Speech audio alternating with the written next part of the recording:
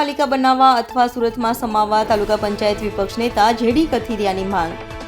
પાયાની સુવિધાઓ પૂરી પાડવામાં કામરેજ ગ્રામ પંચાયત નિષ્ફળ, જેડી કથિરિયા. કામરેજ પંચાયત ભ્રષ્ટાચાર સિવાય કંઈ કરતી નથી, જેડી કથિરિયા. છેલ્લા ઘણા સમયથી કામરેજને સુરતમાં સમાવવાની માંગ ઉઠી રહી છે. કામરેજના મૂળભૂત પ્રશ્નો બાબતે સ્થાનિક પ્રશાસન તદ્દન ઊણી ઉતરી હોય તેવી સ્થિતિમાં છે. રોડ, રસ્તા, ગટર, પાણી, રખડતા ઢોરોની સમસ્યાઓ કામરેજ માટે આમ વાત બની ગઈ છે. આ બધા પ્રાણ પ્રશ્નોને લઈને કામરેજ તાલુકા પંચાયત વિપક્ષ નેતા જેડી કથિરિયાએ ફરી એકવાર કામરેજને સુરતમાં સમાવવા અથવા તો નગરપાલિકા બનાવવા માંગ કરી હતી. જેડી કથિરિયાના જણાવ્યા મુજબ કામરેજ ગ્રામ પંચાયત હવે આ બધી મૂળભૂત સમસ્યાનો ઉકેલ લાવી શકે તેવી સક્ષમ નથી. તેથી જ કામરેજને નગરપાલિકા અથવા તો મહાનગરપાલિકામાં ભેળવવા સિવાય બીજો કોઈ વિકલ્પ નથી.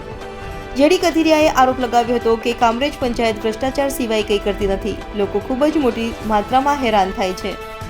કામરેજ ગ્રામ પંચાયતમાં 45 થી 50 હજાર વોટર ઓન પેપર છે અને 2.5 લાખથી પણ વધારે વસ્તી ધરાવે છે. એટલે ગ્રામ પંચાયત બધી જ સુવિધાઓ આપવામાં, જેવી કે રોડ, રસ્તાઓ, સ્ટ્રીટ લાઇટ, પાણી, ગાર્ડન જેવી સુવિધાઓ આપવા સક્ષમ નથી. વગર ચોમાસે ગટર ઉભરાતા અહીંયા રસ્તાઓ પર ગટરના પાણી ફરી વળે છે.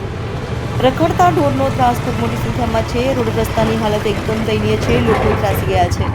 જો કામરેજને મહાનગરપાલિકામાં સમાવેશ થાય અથવા તો સ્વતંત્ર નગરપાલિકા બને તો જ આ બધાનો વિકલ્પ છે.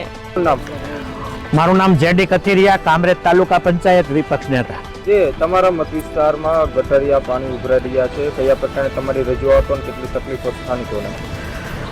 આ જે કાંઈ સમસ્યાઓ છે એ દરેક ગ્રામ પંચાયતની જવાબદારી હોય છે, કારણ કે સ્થાનિકો અહીંયા વેરા ભરતા હોય તે પંચાયતને ભરતા હોય. છતાં પણ તાલુકા પંચાયતના એક સભ્ય તરીકે હું અવારનવાર આ વિસ્તારની મુલાકાત લેતો હોય છે. પરંતુ આ પંચાયત 40 થી 50 હજારથી વધારે વોટરો છે અને 2.5 લાખથી વધારે વસ્તી અહીં ધરાવે છે.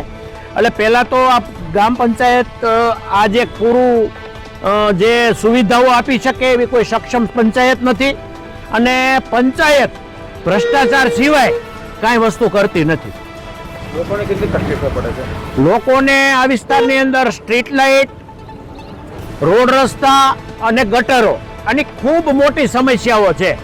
આ તમે જોઈ શકો છો કે અત્યારે ચોમાસું નથી, છતાં જો આ વિસ્તારની અંદર આવી પરિસ્થિતિ હોય તો ખરેખર આ પંચાયતે, તમારા માધ્યમથી હું જણાવું છું કે આ પંચાયતે ખરેખર રાજીનામું આપીને મહાનગરપાલિકા અથવા તો નગરપાલિકાને સામેથી સોંપી દેવું જોઈએ.